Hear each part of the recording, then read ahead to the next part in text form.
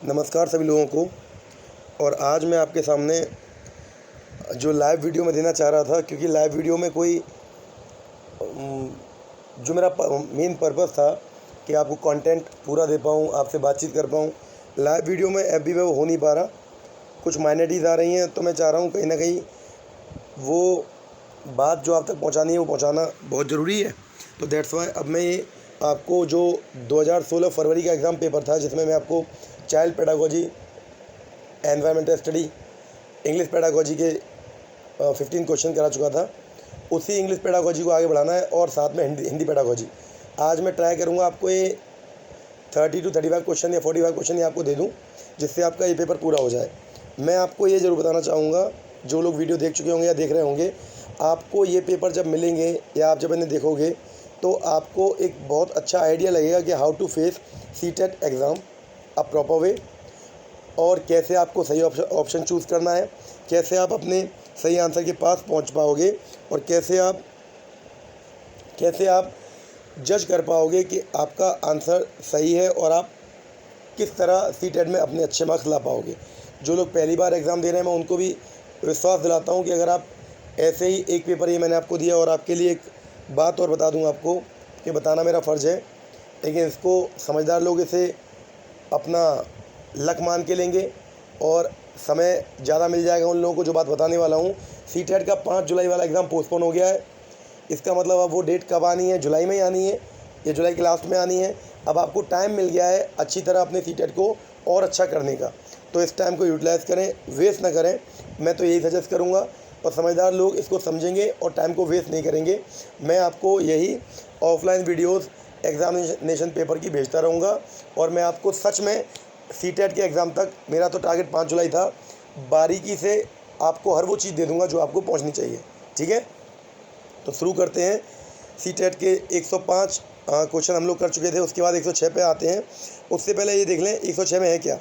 आप देखेंगे 106 पे आपको दिया हुआ है, डायरेक्शन दिया है, read the passage given below and answer the question that follow. Question number 106 to 114 bye selecting the correct most appropriate options. एक बात मैं आपको बता दूं, मैं यहाँ पर आपको पूरा पैसेज नहीं पढ़ के नहीं बताऊंगा। मैं आपको केवल ये बताऊंगा कि आपको पैसेज सॉल्व करते वक्त क्या क्या सावधानियाँ बरतनी हैं। तो मेरा जो सजेशन है उसे आप फॉलो करें, और अगर आपको लगता है इसमें कुछ और अपना ऐड ऑन कर सकते हैं तो आप वो मुझे बताएं, हो सकता है वो भी अच्छा हो। पर मैं जो बता रहा हूँ, जैसे मैंने आज तक बच्चों को सजेस्ट किया है, उनको फ़ायदा मिला है, वो बताना चाह रहा हूँ।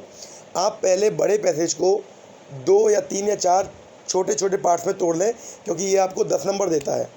ठीक, तो आपने ये किया, एस से लेकर जो भी आपको ठीक लगे, एक्सपेंसेस, फिर यहाँ ऑल्सो से लेकर फेयर्स, और बिफोर से लेकर जो लास्ट में आपका येट टू कम। ठीक है, ये आपने पैसेज तोड़ लिया, मैंने थोड़ा छोटा कर दिया है बताने के लिए। एस से लेकर आप चले गए एक्सपेंसेस तक, ऑल्सो से आपने लिया फेयर्स तक, और बिफोर से आपने लिया येट टू कम। ये 3 पार्ट आपने किए।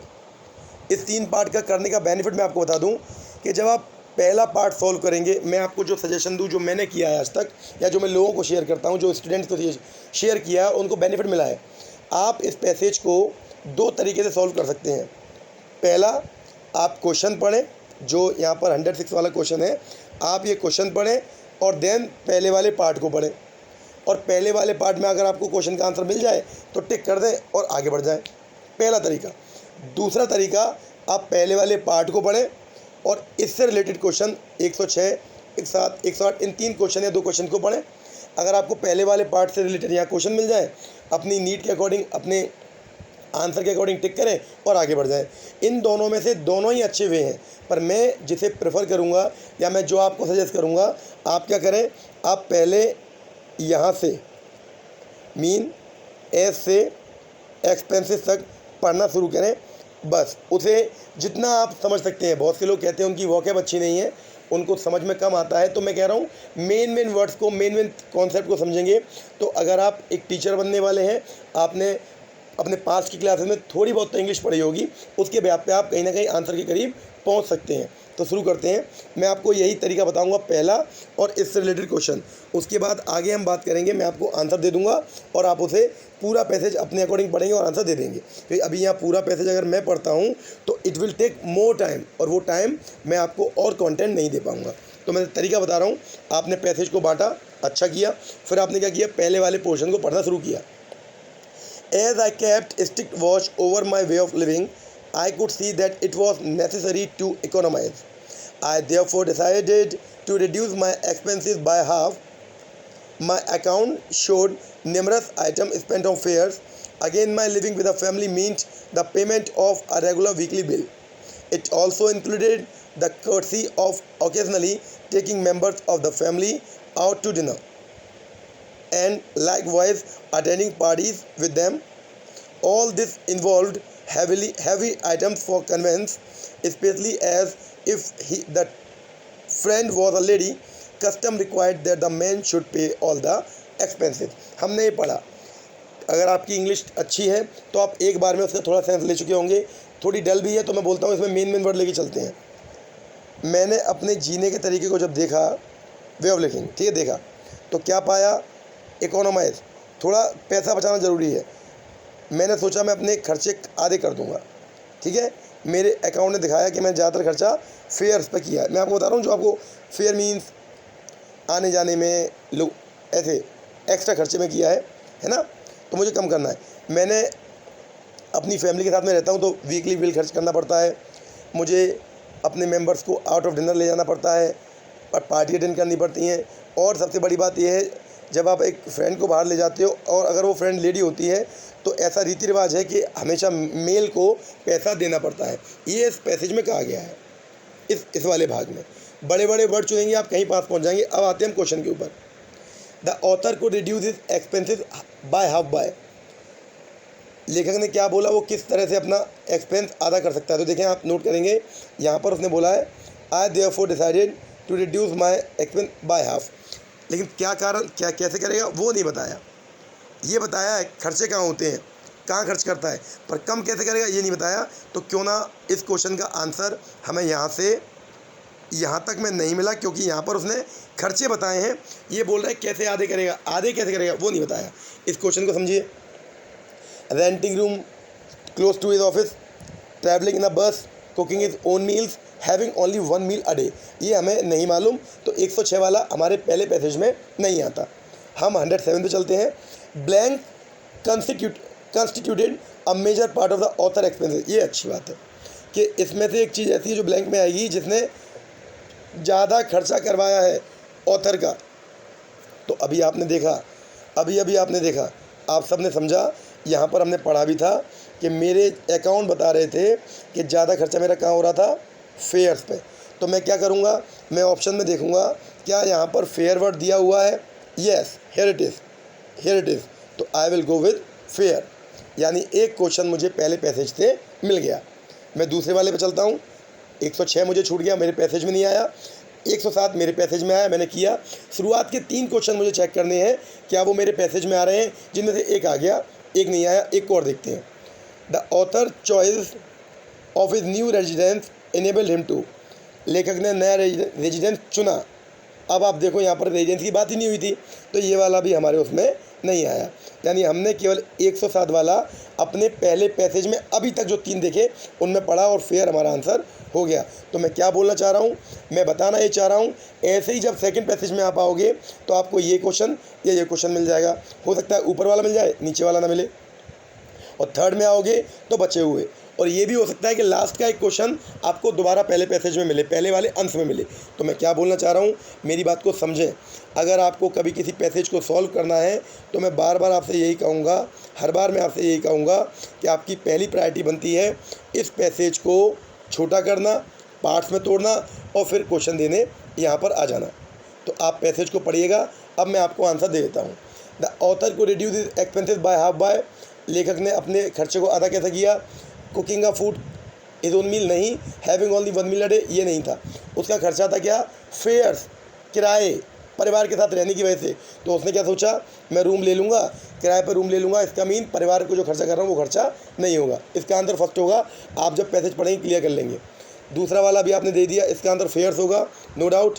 थर्ड वाला, the author choice of his new residence enable him to, author ने क्यों चुना नया residence, author choice new enable him to, क्या कम हो गया उसका, क्या किस चीज़ में वो कार्य नहीं कर पा रहा, work longer and harder, save money और fair, keep thing under control. उसने क्यों चुना रेजिडेंस, अपने नया रेजिडेंस क्यों चुना ऑथर ने। तो आपने अभी भी पढ़ा, ऑथर ने नया रेजिडेंस चुना था, ऊपर भी मैंने बताया था, सेव मनी ऑन फेयर्स, अपने पैसे को बचाने के लिए। ओके, ये 3 हमारे हो गए। ये पैसेज आप देखेंगे 109, what give the author of Fairlie strong body. अब इसमें क्या है, क्या चीज़ ऑथर को एक स्ट्रॉन्ग बॉडी देगी, तो आप समझें, वॉट ये मीन क्या देगा लेखक को, स्ट्रॉन्ग बॉडी, मजबूत शरीर किससे मिलेगा। तो इसमें एक पार्ट आएगा जिसमें आप पढ़ोगे, एक हिस्सा आएगा जिसमें आप देखोगे कि जब वो टहलेगा, जब वो पैदल जाएगा ऑफिस के लिए और व्हीकल को कम यूज़ करेगा, तो उसे वो वॉक करनी पड़ेगी, और तो लॉन्ग वॉक उसे एक अच्छी बॉडी दे देंगे। ये आप कंटेंट जब पढ़ोगे आपको समझ में आएगा। मैं अभी आपको आंसर दे रहा हूँ, लॉन्ग वॉक्स। आपका कोई आंसर अगर दूसरा आ रहा हो तो आप मुझे बता सकते हैं। 110 पे आएंगे, the step taken by the author to reduce his expenses so that he was, जो वो कर रहा है, उसने घर छोड़ दिया, ऑफिस पास ले लिया, ऑफिस के पास घर ले लिया, पैदल जा रहा है, खर्चे बचा रहा है, क्या लगता है क्या है वो, हमेशा पैसे की कमी रही है उस पर, नहीं, पैसा तो खर्च करता रहा है वो। Saving money for emergencies, emergency के लिए पैसा बचा रहा है, ये भी नहीं है। वो कंजूस है, कंजूस तो नहीं है वो, कंजूस नहीं बोले क्योंकि वो खर्च कर रहा है। रूम लिया है, कंजूस होता है जो बिल्कुल खर्च ना करे, जो अगर चप्पल भी पहन के चल रहा है तो उतार के हाथ में पहन ले कि चप्पल घिस ना जाए, वो कंजूस है। लेकिन ऑथर कंजूस नहीं है, फ्रुगल बोल सकते हैं। फ्रुगल बोले तो मितव्ययी कैसे बोलते हैं, मितव्ययी बोलते हैं उसे जो पैसे की अहमियत समझता है और उसे कम खर्च करना चाहता है, जहाँ नीड हो वहाँ खर्च करना चाहता है। समझ में आ गया। तो ये आपको मिलेगा, आप उसमें क्या पाएंगे, वहाँ आपको ये आंसर फ्रुगल नहीं मिलेगा, लेकिन आपको समझना क्या है, कोई इंसान जो कम पैसा खर्च करता है, जो नीड पे पैसा खर्च करता है, उसे बोलते हैं फ्रुगल, और जो कंजूस है उसे बोलते हैं माइजर या माइजरली। ओके, ये आपको यहाँ मिल गया। 110, 111, इसमें एक वर्ड आया, the word numerous most nearly mean. Numerous का मीन क्या है, अभी आप तभी कर पाएंगे जब आपको इसका मतलब होगा। इसका मतलब होता है अनेक या बहुत। अब बहुत के आपको इसमें समझना है, इन चारों में किसका मीन बहुत है। गुडनेस माने अच्छाई, पोलाइटनेस माने नम्रता, विनम्रता, इनर्मस मीन्स बड़ा या विशाल। तो ये तीनों बहुत में तो नहीं आते। एक सिंपल वर्ड है हमारा मैनी मीन्स बहुत, तो the answer will be many. समझ में आ गया। न्यूमरस कहाँ पर आया, जब उसने बोला है ऑथर ने, आपने लाइन पढ़ी है कि मेरे ज़्यादातर खर्चे फेयर्स वाले थे, तो अनेक खर्चे, मैनी माने बहुत खर्चे, तो मैनी मीन्स बहुत, तो सबसे नियरली मीन किसका है, मैनी का, बाकी उसके आसपास भी नहीं है। ओके, ये 111 हमारे हो चुके हैं। आप पढ़ेंगे आपको समझ में आएगा मैं क्या बताना चाह रहा हूँ। पैसेज पढ़िएगा, the word which is opposite in meaning to courtesy is, courtesy का अपोजिट, तो कर्टसी माने क्या होता है पहले समझे। यहाँ मैं आपको दे रहा हूँ, कर्टसी मतलब उदारता, विनम्रता, ठीक है। तो जस्ट अपोजिट पूछा है, पहले फोकस करना। बहुत से लोग क्या समझते हैं, कर्टसी देखा और यहाँ मॉडेस्टी देख लिया, या यहाँ देख लिया, सॉरी, कोई भी ऐसा वर्ड जो उसके सिनोनिम वे में आ रहा हो तो आप टिक कर देते हो। यहाँ कर्टसी का अपोजिट पूछा है, एंटोनिम पूछा है, तो वल्गैरिटी माने होता है भद्दापन, ये नहीं होगा। इमोडेस्टी माने होता है, इमोडेस्टी विनम्र का अपोजिट इमोडेस्टी, मॉडेस्ट का अपोजिट इमोडेस्ट होता है, ये नहीं होगा। एग्रेशन और रूडनेस, कर्टसी एग्रेशन होता है उत्तेजना और कर्टसी उदारता, इन दोनों का आपस में कोई लिंक नहीं है। उदारता का होगा क्रूरता, एंड दैट इज रूडनेस, तो the answer will be rudeness. तो थर्ड के साथ जाऊँगा। अब आपको क्या समझना है, आपको चारों की मीन आनी चाहिए। वल्गैरिटी नहीं था, इमोडेस्टी नहीं था, एग्रेशन नहीं था, क्योंकि ये इसके अपोजिट नहीं है, इनका सेंस भी इनके आसपास नहीं है। इमोडेस्टी बन सकता था कर्टसी का, लेकिन इमोडेस्टी मॉडेस्टी का होता है। ओके, अब आता है which part of speech in the, अब एक पूछ ली पार्ट ऑफ स्पीच, इसमें थोड़ी आपको ग्रामर आनी चाहिए। तो बाय पे अंडरलाइन है, तो बाय क्या है, एडजेक्टिव, जो किसी भी नाउन या प्रोनाउन की बताया विशेषता वो होते हैं एडजेक्टिव, नहीं है भाई, यहाँ विशेषता बताई नहीं जा रही। एडवर्ब, जो किसी एडजेक्टिव की बताया विशेषता, मैं आपको एग्जांपल दे दूँ, ही रन्स फास्ट, तो फास्ट हुआ एडजेक्टिव, फास्ट क्या हुआ एग्जांपल दे रहा हूँ मैं आपको, ही रन्स फास्ट, तो फास्ट हुआ एडजेक्टिव। और अगर मैंने बोला ही रन्स वेरी फास्ट, तो वेरी हुआ एडवर्ब, क्योंकि वेरी ने बता दी कि किसकी विशेषता, फास्ट की विशेषता। तो एडजेक्टिव होते हैं जो नाउन या प्रोनाउन की विशेषता बताते हैं, एडवर्ब होते हैं जो एडजेक्टिव की विशेषता बताते हैं। और नाउन सबको मालूम है, हर नाम, एवरी नेम इज़ नाउन, हर नाम को नाउन कहेंगे। वो पुरानी परिभाषा noun is the name of a person place भूल जाइए।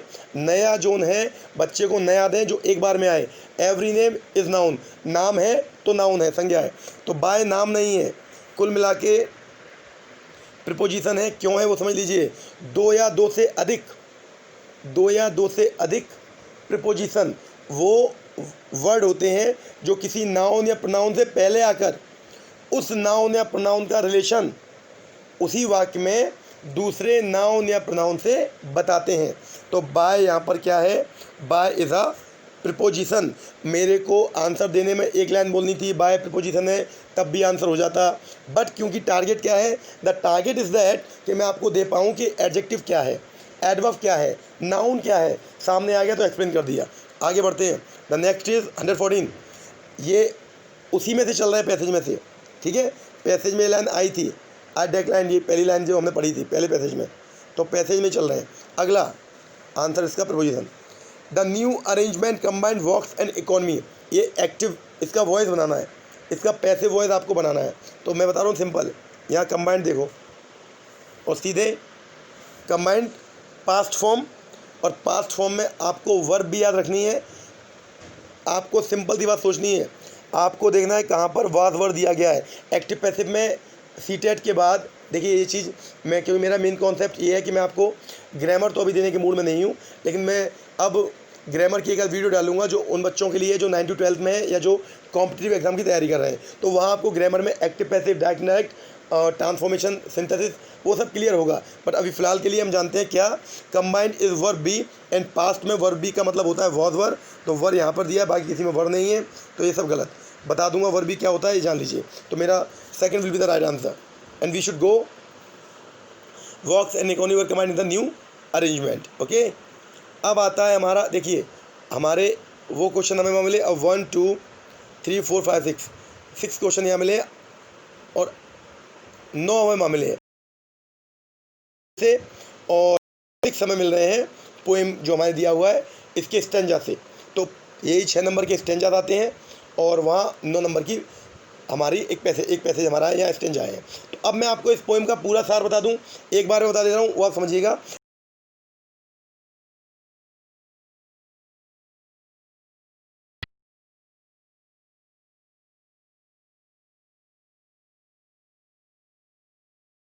समझिए मेरी बात।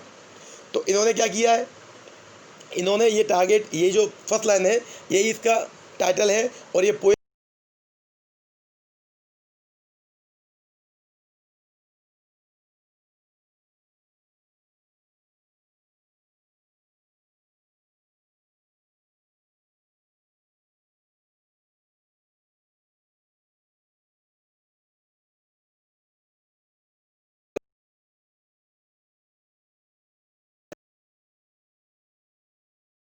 हो गई है जब मुझे अंदर वो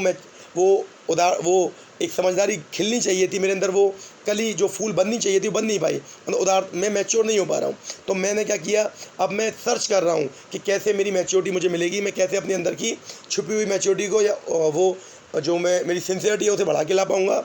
और मैं सच में बहुत थक गया हूँ ये सोच कर कि मैं आज तक वैसा क्यों नहीं बन पाया, जबकि मेरे साथ के साथी आगे बढ़ गए। लेकिन फिर भी मुझे उम्मीद है एक समय आएगा जब मैं धीरे धीरे, लेकिन एक बार, क्योंकि मैंने विचार कर लिया मुझे मैच्योर होना है।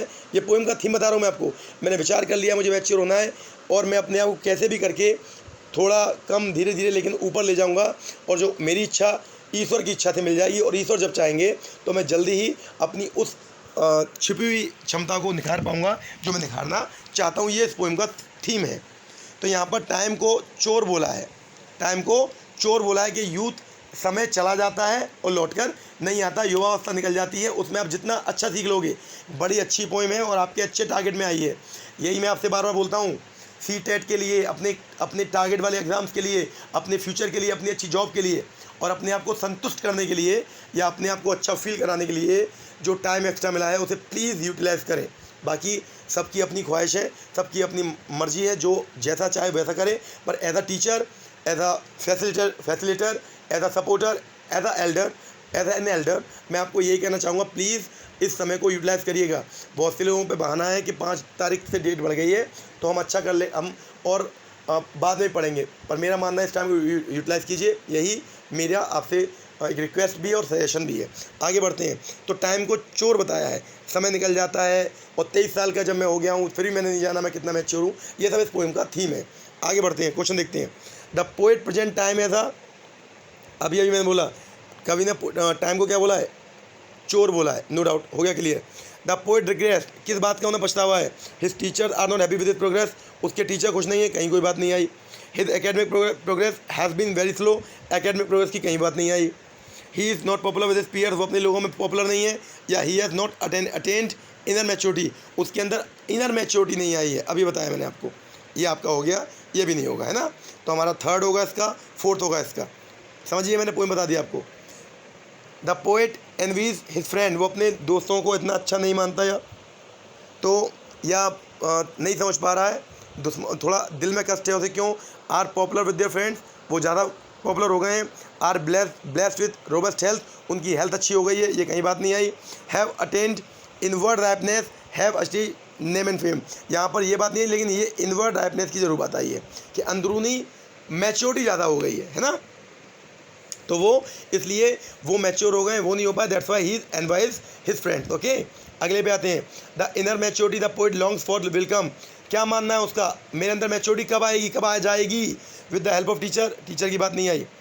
Hard work with the help of peer, साथी, उन्होंने बोला ये भगवान की इच्छा, भगवान मेरा साथ देंगे और मेरे अंदर मैच्योरिटी आ जाएगी। तो it will be the second answer. Okay, the poet is blank about future, अपने फ्यूचर को लेकर वो क्या है, अनकंसर्न, कुछ कह नहीं सकते। सिनिकल, थोड़ा सन की टाइप। ऑप्टिमिस्ट, आशावादी। पैसिमिस्ट, निराशावादी, कुछ कह नहीं सकते तो नहीं। उसने बोला है मुझे मैच्योरिटी मिलेगी, सिनिक भी नहीं है उसका, वो सन की भी बिहेव भी नहीं कर रहा। अब आशावादी और निराशावादी तो समझिए, जो अपने फ्यूचर को लेके आशा करे कि मुझे अच्छा मिल सकता है, मिल जाएगा, दैट इज़ आशावादी। जिसको लगता है अब तो बर्बाद हो गया, कुछ नहीं मिलेगा, दैट इज़ निराशावादी। तो समझिए, वो बोल रहा है भगवान चाहेगा तो धीरे धीरे कभी ना कभी मैं उस जोन को पा लूँगा जो मैं नहीं पा सका, तो दैट इज़ ऑप्टिमिस्ट। आपको ध्यान रखना है, मैं हर वर्ड को क्यों एक्सप्लेन कर रहा हूँ, हर वर्ड को इसलिए एक्सप्लेन कर रहा हूँ ताकि आपको जब ये वर्ड बार बार मिले तो घबराहट ना हो, कोई प्रॉब्लम ना हो। ओके, अब आता है the figure of speech use in the line first and second, पहली और दूसरी लाइन में कौन सा फिगर ऑफ स्पीच, हिंदी में बोलते हैं अलंकार, कौन सा अलंकार है। तो पहले हम पहली दूसरी लाइन को देख लेते हैं, पहले हम फर्स्ट और सेकंड लाइन पे चलते हैं। ठीक है, चलते हैं, चलिए आइए। पहली लाइन, how soon had time the subtle thief of youth stolen on the wing my 313 year, ये दो लाइन है। अब देखें, सिमली कब होता है, जहाँ लायक एस सो दिया हो। मैं आपको बता दूंगा अलंकार, एक बार में बता दूंगा, एक वीडियो डाल दूंगा, पर अभी बता रहा हूँ। ऑप्शन देखिए, 4 ऑप्शन। सिमली कब होता है, जब लायक एस सो दिया हो। इन दोनों लाइनों में कहीं लायक एस सो नहीं है, सिमली खत्म कर देते हैं। ठीक। हाइपर बोला है या हाइपर बोले, जब बात को बढ़ा चढ़ा के कहा जाए, हाइपर बोल बोलते हैं। यहाँ पर कि समय चोर की तरह निकल जाता है, समय एक चोर, सूक्ष्म चोर है जो चुरा के चला जाता है, यानी युवा अवस्था का समय निकाल देता है। तो बात सच बोली है तो बड़ा चढ़ा के तो नहीं बोली, हाइपर बोल। अब आयरनी और पर्सोनिफिकेशन, जैसे ही मैं आपको पर्सोनिफिकेशन डिफाइन करूंगा आप आंसर के करीब पहुंच जाएंगे। पर्सोनिफिकेशन का हिंदी होता है मानवीकरण।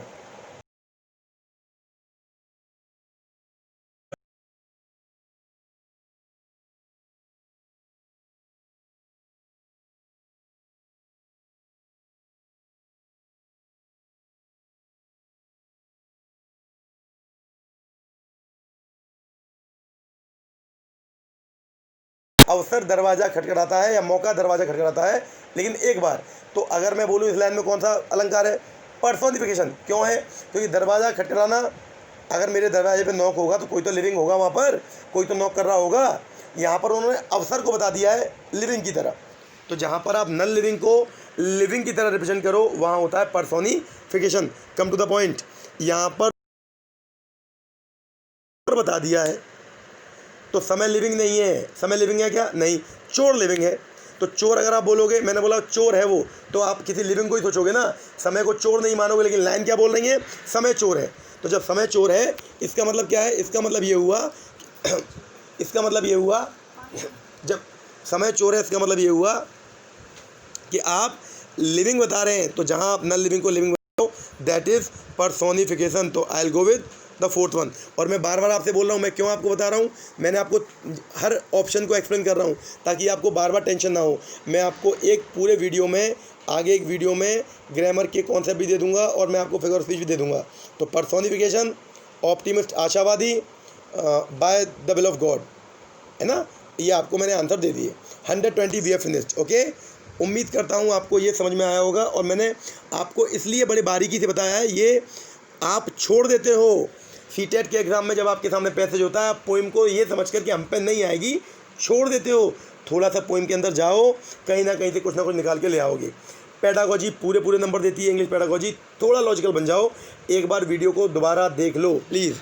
आगे बढ़ते हैं। अब हम, क्योंकि ये पढ़ चुके हैं, तो अब हम पढ़ेंगे सेकंड हिंदी लैंग्वेज। क्योंकि हमने पहली भाषा अपनी अंग्रेजी ले ली है, तो अब हम हिंदी को लेंगे एज अ सेकंड लैंग्वेज। ठीक है, सेकंड लैंग्वेज लेंगे। ओके, तो हिंदी सेकंड पे आते हैं। मैंने पहले ही कहा था, जिन्होंने अपनी भाषा फर्स्ट अंग्रेजी चुनी है, तो मैंने आप देखो भाषा फर्स्ट का इंग्लिश लिया, और यहाँ देखो, यहाँ लिखा है भाग फोर्थ भाषा फर्स्ट हिंदी। मैंने क्योंकि इंग्लिश चुनी थी, या मैंने इंग्लिश को मान लिया था। जिन्होंने हिंदी चुना होगा तो वो पहली बार इंग्लिश नहीं करेंगे, ये करेंगे, फिर जाएंगे नीचे, और फिर यहाँ देखिए, यहाँ भाग सेकंड इंग्लिश। तो जिन्होंने पहली हिंदी करी है वो ये वाली इंग्लिश करेंगे। अब क्योंकि मैंने पहले इंग्लिश कर ली है, तो मैं इसकी हिंदी करूँगा, ये वाली। ओके, उम्मीद करता हूँ समझ में आ रहा होगा आपके। अब हम आ गए हिंदी पर। ये 121 से 150 तक के क्वेश्चन है। ठीक है, और उम्मीद करता हूँ आप इतने समझेंगे, और मैं इनमें जितने आपको दे सकता हूँ दूंगा। कोई जल्दीबाजी, कोई है तौबा नहीं है कि मुझे आज ही ख़त्म करना है। ओके, चलिए, तो पहला क्वेश्चन लेके आते हैं। साधारण तौर पर शिक्षक ये समझते हैं कि बच्चों को लिखना तब सिखाना चाहिए जब उन्हें वर्णों की पहचान हो जाए। टीचर का ये मानना है कि जब बच्चे वर्ण पहचानने लगें तब उन्हें लिखना शुरू करो, पहले वर्ण याद कराओ। तो क्या ये विचार पूरी तरह से कैसा है? सही और स्वीकार्य है, वैज्ञानिक है, बाल स्वभाव के अनुकूल है, या अवैज्ञानिक है? इनमें से एक ठीक है। देखिए, ये स्वीकार्य भी है, ये बाल स्वभाव के अनुकूल भी है, तो दो तो हो गए। अब दो बचे, वैज्ञानिक है या अवैज्ञानिक है। ध्यान रखिएगा, कोई वैज्ञानिक तौर पर या कोई मनोविज्ञान ऐसा नहीं बोलता कि बच्चे को लिखना तब सिखाओ जब उन्हें वर्णों की पहचान हो जाए।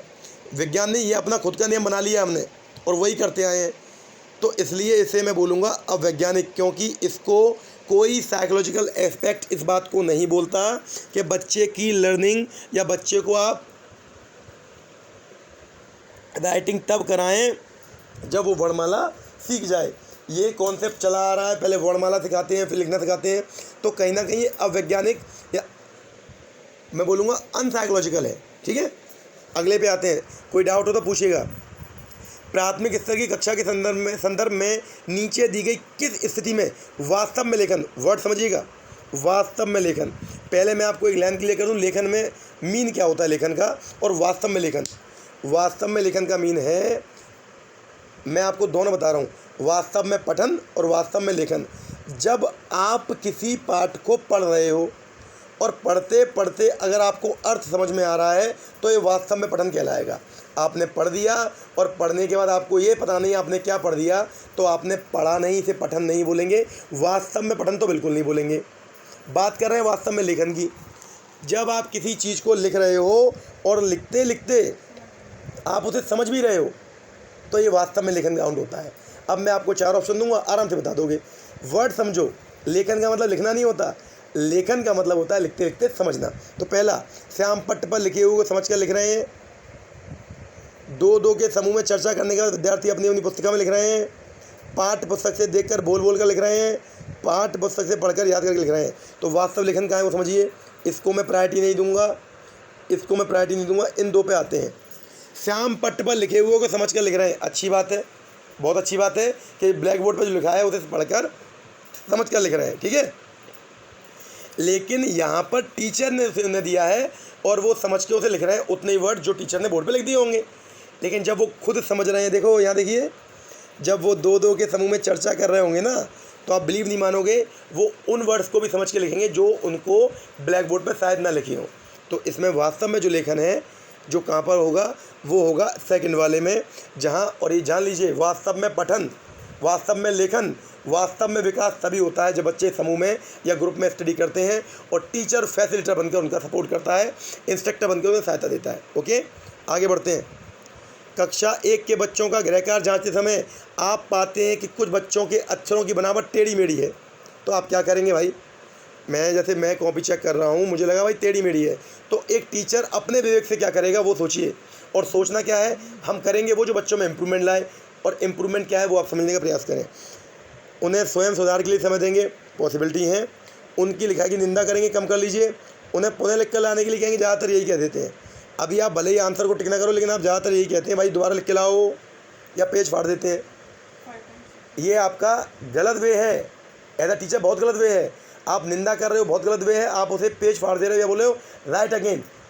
Right again is not a positive approach. बच्चे को वो अच्छा देने वाली नहीं है, सकारात्मक अप्रोच नहीं है। इन 4 ऑप्शन में से आप वो करो जिससे उसका इम्प्रूवमेंट अच्छा हो।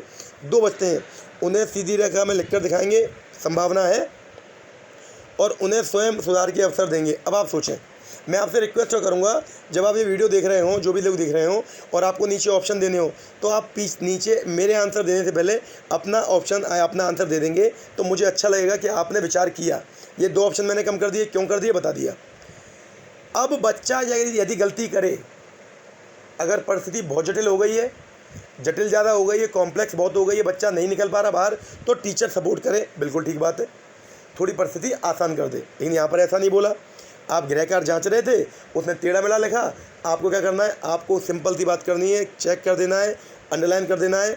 अंडरलाइन का मतलब उसे इंडिकेट हो गया सर को यहाँ कोई प्रॉब्लम है, तो नेक्स्ट डे वो स्वयं सुधार करके लाएगा। उसे स्वयं सुधार के अवसर दो, स्वयं सुधार के अवसर दो। किसी के दिमाग में कोई क्वेरी हो कि स्वयं सुधार मान लो वो करके नहीं लाया, तो ये पॉसिबिलिटी ना के बराबर है, वो करके नहीं लाएगा, वो करके लाएगा।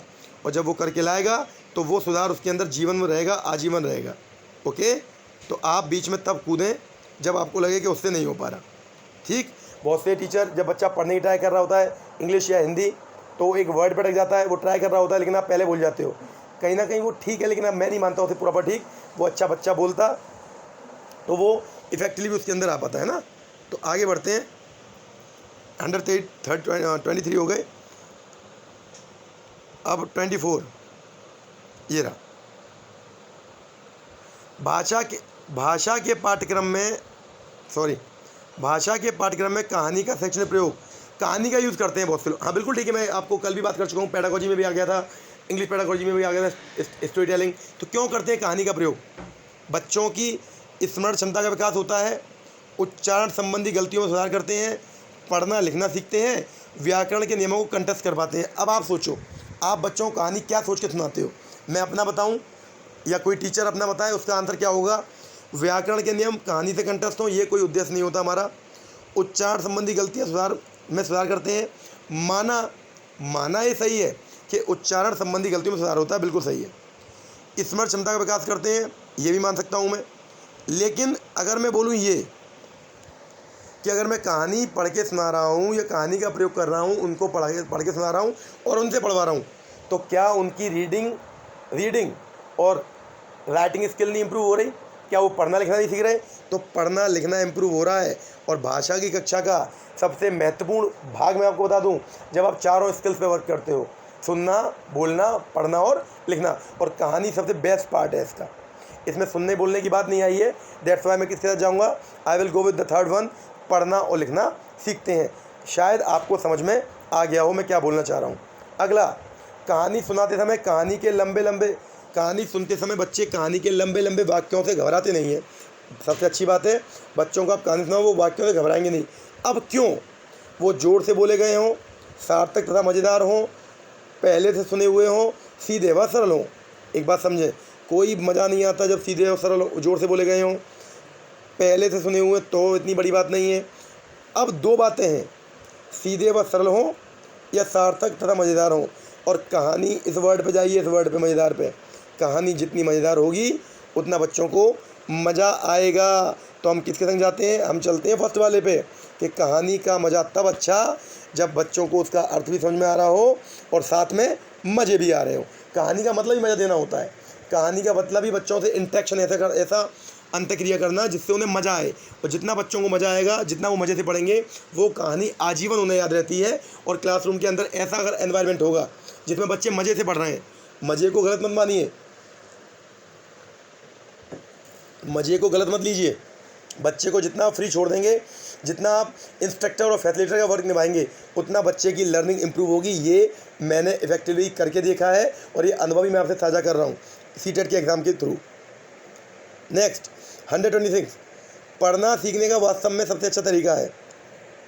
आपको रीडिंग सीखनी है, बिना मात्रा वाले शब्दों की वर्त नहीं बता सकें, आप कब मानोगे? जब बच्चे बिना मात्रा वाले वर्त नहीं बता देंगे तब क्या पढ़ना सीख गए। चित्र के साथ अनुमान लगाना सीख सकें। आपने एक डायग्राम दिया और बच्चे डायग्राम बता रहे हैं कि कोई भी कहानी आपने डायग्राम के थ्रू, कई बार हम करा चुके हैं बच्चों को, हम डायग्राम देते हैं, बच्चे कहानी बना देते हैं, हम डायग्राम देते हैं, बच्चे कहानी जज कर लेते हैं, सुना देते हैं। सबसे पहले वर्णों की पहचान करना सीखें या 12 खड़े अच्छी तरह याद कर लें। सबसे अच्छा तरीका ये नहीं मानूंगा मैं, इन दो की बात करता हूँ। बिना मात्रा वाले शब्द बच्चे अगर वर्ड नहीं बता दें तो क्या पढ़ना अच्छा हुआ, या चित्र के साथ अनुमान लगा लें। अगर वो चित्र को देखकर शब्दों को बता पा रहे हैं, मान लो चित्र में कोई पेड़ पौधे दिए हुए हैं, एक जंगल का चित्र दिया हुआ है, वहाँ कुआं भी है, तो बच्चा कब बता पाएगा? कुएं को कुआं कब बोल पाएगा? भालू को भालू कब बोल पाएगा? पेड़ को पेड़ या पूरी कहानी को कब बता पाएगा? जब उसने पहले अच्छा पढ़ा होगा। तो वास्तव में सबसे अच्छा तरीका कौन सा है? वास्तव में ये है जब वो चित्र के साथ अनुमान लगाना सीख ले। तो that is the right answer and I will go the second one. 126 हो गए हमारे और उम्मीद करता हूँ आपको समझ में आ रहे होंगे। मैंने यही आपसे कहा था, मैं ट्राई करूँगा आपको जितने मैक्सिमम दे पाऊँ, है ना। 127 समझा भी रहा हूँ मैं आपको। यदि पठन सामग्री के साथ चित्र हों, चित्र दिए हों, मतलब आप जो पढ़ाने गए हो या जो पढ़ा रहे हो उसके डायग्राम हो रहे हैं आपके पास, तो चित्रकार की भूमिका का महत्व पता चलता है, पठन सामग्री का आकर्षण बढ़ जाता है, लिखे हुए के बारे में अनुमान लगाना आसान हो जाता है और पठन सामग्री गुणवत्ता में वृद्धि हो जाती है। आज आपको एक चीज़ और मालूम चल जाएगी, जो डायग्राम दिए हुए होते हैं किसमें, बुक्स के अंदर, जो डायग्राम बना के ले जाते हो आप किस पे, चार्ट पेपर पे, जो डायग्राम बना के ले जाते हो आप प्रोजेक्टर पे दिखाने के लिए, उसका आप कॉन्सेप्ट क्या ले जाते हो और सही कॉन्सेप्ट क्या है, क्या सोच के। तो मैं अपना आपको ओपिनियन दूं जो होना चाहिए, कोई चित्रकार की भूमिका नहीं चाहिए हमें सामग्री को आकर्षण बनाने का कोई ऐसा, आकर्षण बनाना एक टारगेट हो सकता है। मैं नहीं कह रहा कि अट्रैक्टिव होगा तो बच्चे ज़्यादा देखेंगे, अच्छी बात है, लेकिन ये हमारा मेन टारगेट नहीं है। गुणवत्ता बढ़ाना भी टारगेट हो सकता है, लेकिन सबसे बड़ा टारगेट जो है हमारा, हम चित्र क्यों देते हैं, हम चित्र क्यों बनाते हैं, हम बुक में चित्र क्यों देखते हैं, ताकि जो लिखा हुआ है ना उसके बारे में अनुमान लगाना आसान हो जाए। एग्जाम्पल से समझ लीजिए, आप बच्चे को बताना चाह रहे हैं सौर परिवार, और सौर परिवार का चित्र बना के ले गए, सोलर फैमिली का, तो आपकी गुणवत्ता बढ़ गई, पठन सामग्री की बढ़ गई भाई, आपका आकर्षण हो गया, बिल्कुल हो गया। लेकिन सबसे अच्छी बात क्या हुई, अब आप बच्चों को चित्र के माध्यम, चित्र रख दोगे ना पहले, और बस छोटा बृहस्पति सबसे बड़ा, उसके बाद शुक्र सबसे छोटा, ऐसे लाइन में आपने लगा दिए होंगे, बीच में पृथ्वी और ये घूम रहे होंगे, अपने आप वो पठन सामग्री जो पढ़ाने वाले हो वो क्लियर हो जाएगी कि आज ये चीज़ें हमें बताएंगी और हमें चित्र से वो क्लियर हो गया। तो पठन सामग्री के अनुमान के बारे में उन्हें ज़्यादा आइडिया हो जाता है जब वो चित्र को साथ लेके चलते हैं। Got it. नेक्स्ट, एक 3 साल के बच्चे से आप किसी विषय बातचीत करना चाहते हो, 3 साल का बच्चा है, आप ऐसे विषय पर बातचीत कर सकते हो जो उसके ब्लैंक के दायरे में आते हो। 3 साल के बच्चे से क्या सामाजिक उम्मीद करोगे? मैं तो बिल्कुल नहीं करूँगा। सांस्कृतिक बिल्कुल नहीं करूँगा। 3 साल का बच्चा सामाजिक सांस्कृतिक होता है क्या? उसे ये नहीं मालूम होता कि कहाँ पे निकर पहनना, कहाँ उतारना, टॉयलेट कहाँ करना, उसे इतना आइडिया नहीं होता, वो थोड़ा इम्प्रूव हो रहा होता है, भावनात्मक और संज्ञानात्मक। तो 3 साल का बच्चा केवल बौद्धिक स्तर से आप बात कर सकते हो, उससे उम्मीद। तो बौद्धिक स्तर वाला आंसर क्यों सही है? बौद्धिक स्तर वाला आंसर इसलिए सही है क्योंकि 3 साल का बच्चा बौद्धिक स्तर पे जो उसने वर्णमाला पढ़ी होगी, जो कविताएं पढ़ी होंगी, जो पाठ याद समझा होगा, ABCD याद की होंगी, एनिमल्स नेम याद किए होंगे, ये सब बौद्धिक स्तर के हैं, उसी की आप उम्मीद कर सकते हो, बाकी किसी और की उम्मीद नहीं कर सकते 3 साल के बच्चे से। आशा करता हूँ आपको समझ में आएगा। 128 129 चॉम्स्की, अच्छा नाम है, बार बार आता है इनका। और भाषा के लिए सबसे बढ़िया विचार इन्हीं के हैं, इन्होंने बहुत अच्छी बात बोली है बच्चों के लिए। मैं अगर आपको इन मेरी 3rd या 4th वीडियो में जब मैंने आपको लैंग्वेज पेडागोजी भाषा अधिगम के बारे में बताया था, language learning and language acquisition, भाषा अधिगम और भाषा अर्जन, तब भाषा अर्जन का मैंने एक चॉम्स्की का आपको एक डेफिनेशन दिया था। वो क्या था, वही यहाँ पर है, वही यहाँ पर है कि भाषिक क्षमता विद्यालय से प्राप्त होती है, नहीं बोलते ये। भाषा अनुकरण सीखी जाती है ठीक, लेकिन ये नहीं बोलते। भाषा सीखने में समाज का स्थान सर्वोपरि है, ये भी ठीक है, पर ये नहीं बोलते। ये क्या बोलते हैं, ये बोलते हैं कि बच्चे, याद कीजिए डेफिनेशन, बच्चे भाषिक क्षमता लेकर पैदा होते हैं। बच्चों की भाषाई क्षमता जन्मजात होती है, यानी आपको उनको भाषा सिखाने के नए नए ऑप्शन देने हैं, वो कुछ चीज़ें लेके पैदा हुए हैं। तो चॉम्स्की का मानना है, ये बहुत अच्छी डेफिनेशन है, और चॉम्स्की का नाम बार बार भाषा के लिए आता है। तो बच्चे भाषिक क्षमता लेकर पैदा होते हैं, that is the perfect answer relates to Chomsky. Okay, the next one, अगले पे आते हैं। 129 32 तक करा देते हैं आज हम, है ना, क्योंकि अगला आपका 18 क्वेश्चन रहेंगे, वो नेक्स्ट वीडियो में करा देंगे, ठीक। 130 भाषा की कक्षा में मुद्रित समृद्ध प्रवेश। मुद्रित मतलब जहाँ प्रिंटेड सामग्री लगी हुई है क्लासरूम के अंदर, प्रिंटेड से कैसे अच्छी प्रिंटेड सामग्री क्लासरूम के अंदर इस्टेब्लिश कर सकते हैं। कब आप क्लासरूम को अच्छा प्रिंटेड मानेंगे, केवल विविध आकर्षक पुस्तकें सजी हों, जब अच्छी पुस्तकें सज रही हों, दीवारों पर केवल आकर्षक पोस्टर लगे हों, कहानी कविता के पोस्टर और बच्चों के कामों को कक्षा में दिखाया गया हो, या दीवारों पर सूक्तियाँ एवं उपदेशात्मक बातें लिखी हों। तो देखें भैया, केवल पुस्तकों को सजाकर आप अच्छा प्रवेश नहीं बना सकते। दीवारों पर केवल आकर्षक पोस्टर लगे हों, ये सही हो सकता था, पर 3rd पे चलता हूँ मैं। कहानी कविता के पोस्टर और बच्चों के काम, देखिए ये दोनों भी ठीक हैं, और ख़ासकर ये क्लासरूम में जो बच्चों ने किया है वो आपने दीवार पर लगवा दिया है। तो एनर्जी मिलती है बच्चों को जब अपना काम दीवारों पर देखते हैं कि उन्होंने क्लासरूम सजाया है, और वो चीज़ अधिगम में बहुत प्रभावी होती है, बहुत ज़्यादा प्रभावी होती है। तो 3rd वाला आंसर परफेक्ट है, दीवारों पर सूक्तियाँ एवं उपदेशात्मक बातें लिखकर इससे आप समृद्ध नहीं बना सकते। ये सब पार्ट हो सकते हैं, ये सब पार्ट हो सकते हैं, लेकिन the best one is the 3rd one. 3rd one means कहानी और कविता के पोस्टर, और सबसे बड़ी बात बच्चों के कामों। मैं आपको फिर बता रहा हूँ, अगर क्लासरूम का एनवायरनमेंट अच्छा करना है, बच्चों के द्वारा बनाए गए आर्टिकल में जो उन्हें चित्र बनवा रहे हो, आप कभी कविता लिखवा रहे हो, या जो भी आप उनसे डायग्राम बनवा रहे हो, जो भी आप कहानी लिखवा रहे हो, वो चार्ट पेपर क्लासरूम में लगाओगे, बच्चों को औरों को मोटिवेशन मिलेगा, और साथ में लर्निंग इफेक्टिव होती है। 131 पे चलते हैं। निशिता अपने सहपाठियों से ठीक तरह से बात करती है, परंतु कक्षा में उत्तर देते समय अखलाती है। सहपाठियों में देखो अच्छी है वो, पर क्लासरूम में वो बेचारी अखला जाती है बच्ची। तो क्यों, सिंपल सी बात है, सोचिए, बच्चों में ठीक है, वहाँ अखला रही है। पहला, कक्षा में हंसी का माहौल पैदा करना चाहती है, घर से पाठ याद करके नहीं आती है, जानबूझकर ऐसा करती है जिससे उससे सवाल न पूछे जाएँ, बड़े समूह में अपनी बात कहने में दबाव में आ जाती है या दबाव महसूस करती है। हंसी का माहौल पैदा करना कोई बच्ची नहीं चाहेगी अखलाना। घर से पाठ याद करके नहीं आती, ये घबराहट का कारण हो सकता है, लेकिन वो कारण दोस्तों के बीच में बात कर पा रही है, तो अखला क्यों रही है, तो ये मैं ऐसे काउंट नहीं करूँगा। जानबूझकर ऐसा करती है कि सवाल न पूछे जाए, जब वो खड़ी होकर बोल रही है तो अखलाकर, कोई बच्चा जानबूझकर अखलाना नहीं चाहता, और अगर वो स्टमरिंग कर रहा है या हकला रहा है तो कोई ना कोई कारण है। वो कारण क्या है, कारण ये है कि आपके बीच में आकर वो अपनी बात को कहने का दबाव महसूस कर रही है, वो आपसे रिलेटेड नहीं है। देखा भी गया है कि 4 विषय के टीचर अलग अलग क्लास के अंदर आते हैं, मान लीजिए 3 विषय के टीचर ऐसे हैं जिन्होंने बच्चों का भावात्मक पक्ष नहीं छुआ, वो केवल संज्ञानात्मक पक्ष पे लगे हुए हैं, वो बच्चों को कॉग्निटिव डेवलपमेंट कर रहे हैं कि हमें शिक्षा देनी है अच्छी। लेकिन एक टीचर ऐसे भी हैं जो बच्चों को संज्ञानात्मक तो दे रहे हैं, लेकिन पहला उनका प्रयास क्या है, पहले बच्चों के भावात्मक पक्ष को छू रहे हैं, उनसे बातें कर रहे हैं, उनकी कमजोरियाँ, उनकी अच्छाइयाँ, बुराइयाँ सब समझ रहे हैं। तो ऐसे टीचर्स की क्लास में ना, ऐसे टीचर की क्लास में बच्चों की लर्निंग इतनी इफेक्टिव होती है। माना कि वो एक हफ्ता आपको जो बाहर से ऑब्जर्व कर रहे हैं उन्हें लग रहा होगा, अगर अच्छा ऑब्जर्वर नहीं है तो नॉर्मल ऑब्जर्वर को लग रहा होगा वो टाइम पास कर रहे हैं, भावना वाली बातें कर रहे हैं। लेकिन प्राइमरी, जूनियर, सीनियर सेकेंडरी सब में बच्चों के इमोशंस से टच करना, बच्चों के इमोशनली अटैच्ड होना, ये आपकी लर्निंग को बहुत प्रभावी बनाता है। ये भी एक प्रकार का अटैचमेंट है जो आपको बच्चों से बनाना चाहिए। और यही कारण है कि बच्ची अखला रही है कि वो बड़ों के समूह में अपनी बात नहीं कह पाती, दबाव महसूस करती है। हो सकता है वो घर पे भी अपनी बात नहीं बोल पाती हो, अपने ग्रुप में बोल पा रही है, घर पे नहीं बोल पा रही, क्लास में नहीं बोल पा रही, मीन्स कहीं ना कहीं आप उसके इमोशंस को टच नहीं कर पा रहे। द नेक्स्ट वन 132 लास्ट है आज का। सुनना बोलना कौशलों के विकास के लिए सर्वोत्तम विधि कौन सी है? सुनना बोलना दोनों। कविता याद करवा कर बुलवाना पहला। कक्षा के कुछ बच्चों द्वारा पाठ के अनुच्छेद पढ़कर सुनना दूसरा। अंत्याक्षरी गतिविधि आयोजन करना तीसरा। कहानी कहना और बच्चों की प्रतिक्रिया जानना। देखिए, मैं आपको बार बार बता दूं,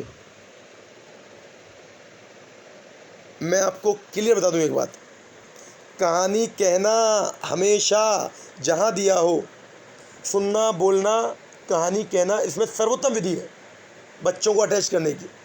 तो कहानी कह रहे हैं और बच्चों से प्रतिक्रिया भी ले रहे हैं, इससे बेटर कोई तरीका नहीं है। क्यों?